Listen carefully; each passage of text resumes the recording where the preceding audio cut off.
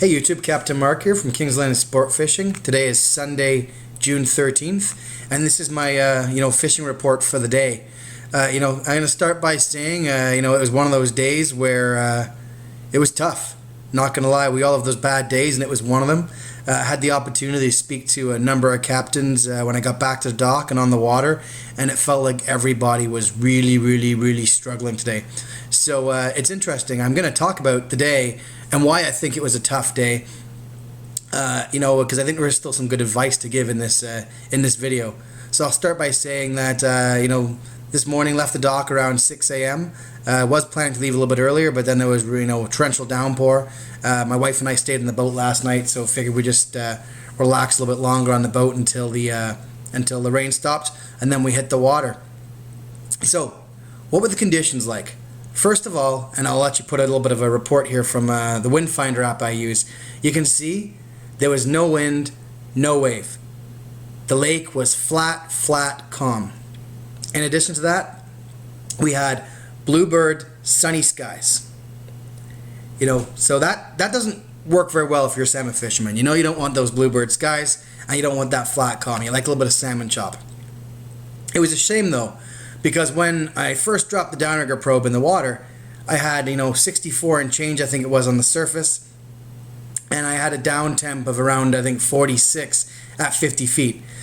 So between the surface temp and the down temp, things look good. I thought it was gonna be a great day, but it wasn't. So like I said, everything that could have gone wrong, didn't work out today. So first of all, we're planning to film a few videos to put on the channel, and I was trying out a new camera. Well, we got the settings wrong in those 3 videos. They're not very good. We'll be redoing them. So that was the first thing. Second of all, the fishing sucked. It really did suck. We ran a 4-rod spread today. Started out with 2 downriggers, one with a spoon with a slider. That was my 50 rigger, and then one with a flasher meat setup, and that was a deeper rigger. Also, started out with a diver on the starboard side, and then started out with a 250 weighted steel with a flasher fly on the port side.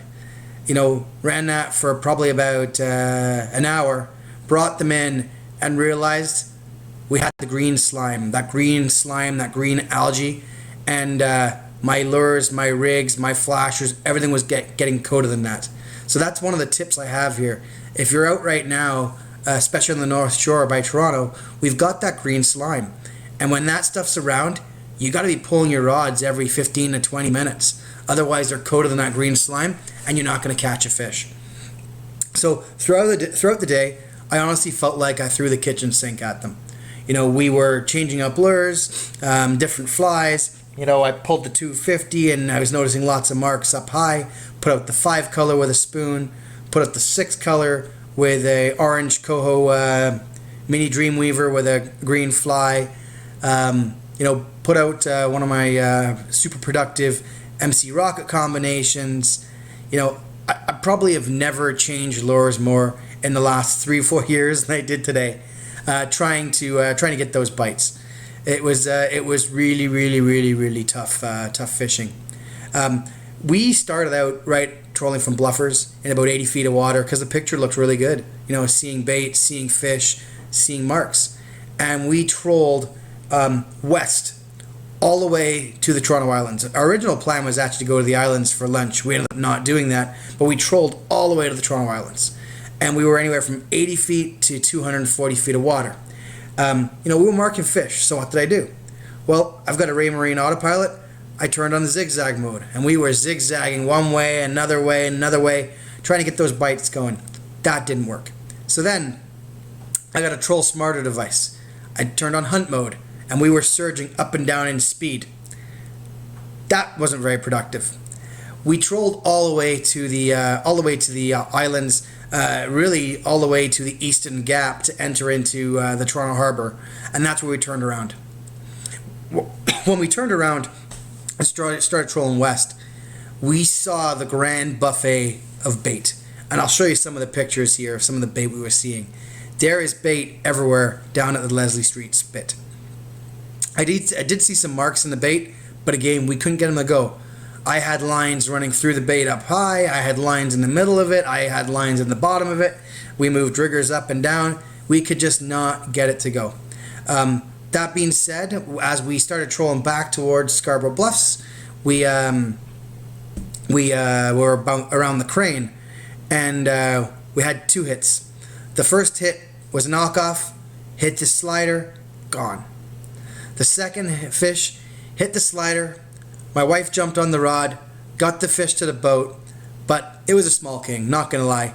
So we went 1 for 2 today. Really challenging day. And like I said, we had flies, we had, herring strips, we had sardine strips down, we had spoons, you name it. We had lead cores, we had weighted steels, we had divers, we had mag divers, we had regular divers, we had riggers, we had 4 3/4 inch spoons, we had 4-inch spoons. Like we really tried it all. We tried your standard coho colors, we tried your greens, we tried some of our bright lures. Like, we tried everything today to really get it going, and it was 1 for 2. And like I said, as I got back to the dock, talking to other captains, talking to captains in the lake, everybody seemed to struggle. Talked to a couple of my buddies out in the west end of the lake, Brawny area. They were out, not today, they were out yesterday. They struggled. The lake was just not cooperating. We've had 2 flat, calm days. Those bluebird skies, no wind, and it was tough. The other thing that was not wonderful about today, those damn little black midge flies, they were out. Because again, it was hot, there was no wind, and they were driving my wife and I crazy. So anyways, 12 noon came, powered up, went back to the marina, had to help my dad with his new boat, Trojan 11 meter, the King's Landing 2 vessel. The plan was to install a Raymarine radar dome on it, and even that went wrong. Went to install a radar dome, didn't have the mount for it that we need to work with the arch on his boat, so he's got to pick that up this week. And in addition, as we're trying to take down the liner of his arch, next thing you know, it all drops down, and I've got wires snapped. So 30-minute job, and I'm re-terminating wires for speakers and for other lights and this, that, and the other. So fun time. But anyways, I was out in the water today with my wife. It was great. Took the barbecue, had a great breakfast on the water. Can't complain. Any day on the water is better than sitting at home and doing nothing. But so what's the moral of the story here? A couple things. First of all, if you're out in the next couple of days, we've got that green slime, that green algae. Check your lines, check your lures regularly. Make sure you got a good, high quality ball bearing swivel. Otherwise, you're going to have problems. And if you're not checking regularly, your meat rigs, your lures are going to be coated in this stuff, and you're not going to catch fish. That's the first tip. The second thing, if I was going to go out from the North Shore in the next couple of days, I would probably go out from Ash Bridges or head over to the Spit. There's a ton of bait. It was where I marked the most fish. They just weren't active today. They didn't want to go. And that's where I'd go if I was going to start, in the next couple of days. Those fish are going to turn on. We've got lots of bait. Fish are going to come in. It feels like we're about to set up on the North Shore by bluffers. It really does. I'm excited for next week, and I think it's going to be good. Anyways, I hope you found this report of value. It is a longer report considering we didn't catch any fish, but only caught, call it 1 fish and had 2 bites. Pretty poor day. But it's a longer report because I thought there was a bunch of helpful tips in this one. So I hope you found this valuable. If you do, don't forget to click that subscribe button. Click on the like button or the notification button. Thank you so much, and I hope to see you in the water, and I hope you have greater success than I did today when you're out in the water next. Have a good one. Bye.